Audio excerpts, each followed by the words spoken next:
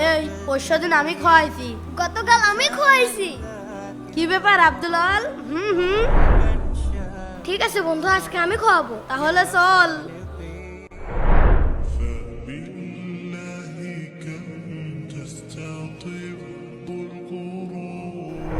এই ওইটার এদিকে এসো।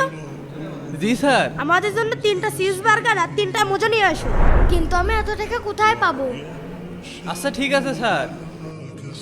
আচ্ছা বন্ধু, তোরা বস, আমি বাইরে থেকে একটুখানি আসছি। আচ্ছা তাহলে যা। এই এই যে এইটা খেতে খুব ভালো।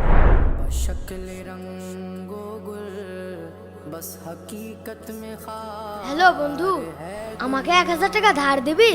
আমার খুব প্রয়োজন, আমাকে টাকাটা দে। আরে আমি 2 দিনের মধ্যেই দিয়ে দেবো নে, দে না।